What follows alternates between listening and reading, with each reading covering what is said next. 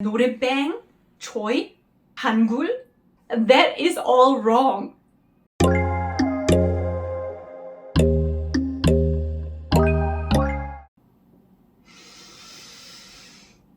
친구들 안녕! Hello friends! I know a lot of you watching my videos want to learn Korean, be it to speak to Korean friends, to watch talk shows of your favorite K-pop groups, or to come to Korea. I myself have been learning Korean for many years, so I thought as a Korean expert, I would give you 5 tips to get started in learning this language. Let's get right into it. 시작합시다. Number 1. Make King Haejong proud. If you are interested in Korea, you have probably seen or heard about the Korean alphabet Hangul. This alphabet has been carefully crafted under my favorite boy, King Haejong the Great, in 1443. See, this dude on the 10,000 won bill. He made sure Hangul was created in a way that allowed even the poorest of peasants to learn to read and write easily and get educated. So there is no excuse for you not to learn it right now. Also, compared to some other East Asian writing systems like the Hanzi in China or Kanji in Japan, Hangul is really straightforward, logically structured, and therefore very easy to learn. So that's another pro of this alphabet and another reason to start learning it today. Number 2, embrace Hangul, reject romanization. This is somewhat connected to the first tip. Some people try to learn Korean through the romanization of words, so writing a Korean word with Latin letters. Maybe they do this because they want to skip learning Hangul, or maybe they think memorizing the romanization will help them. But not only does this add an unnecessary step in your memorization process, it often teaches you the wrong pronunciation altogether. Have you ever heard an international person call a Korean singing room a 노래방? Or call a person with this surname choi? Or even call the alphabet I'm talking about right now Hangul? That is all wrong.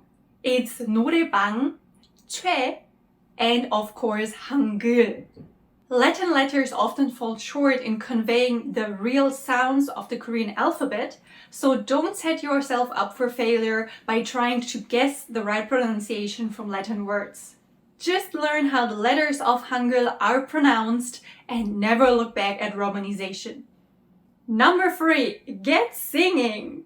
If you're watching this video, you're a human, and if you're a human, you probably like music, so this tip is great for you. This is actually a trick I used way back in the day when I started learning English. I would print out the lyrics of English songs that I liked and get my mom to translate every single word for me until I understood the whole song. It's a very fun way to learn a language because you get to enjoy the music that you like anyway, and you are able to sing along with it if you study hard, so you really have that motivation going on. So pick some of your favorite K-pop songs. It's better if they're slow ballads rather than fast-paced rap songs. And get translating.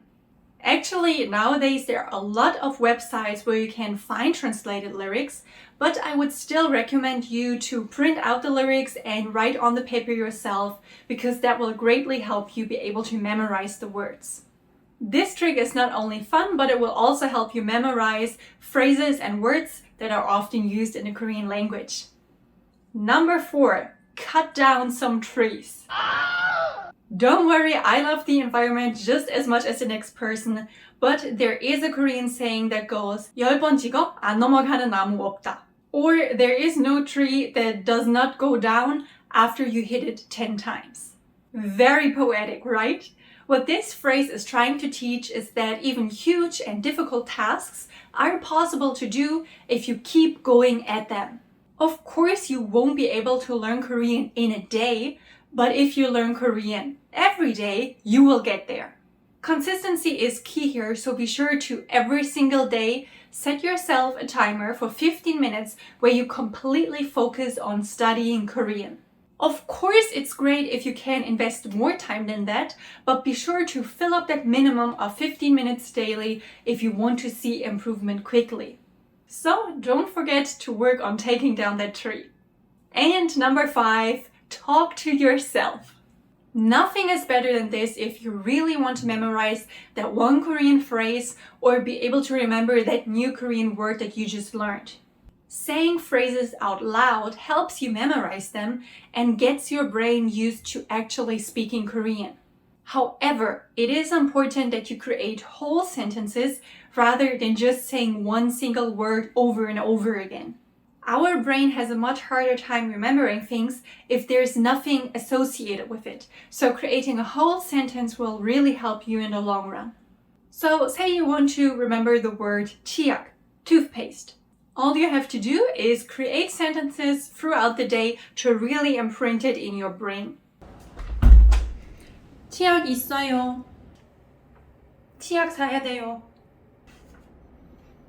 치약 어디예요? 치약 마시셔요.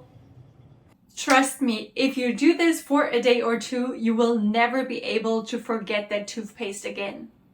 I really hope these 5 tips will help you with your studies, and if you need some more help, be sure to go check out this video where I reveal my hidden tricks for intermediate learners. So good luck studying, and I'll see you next time. Bye bye!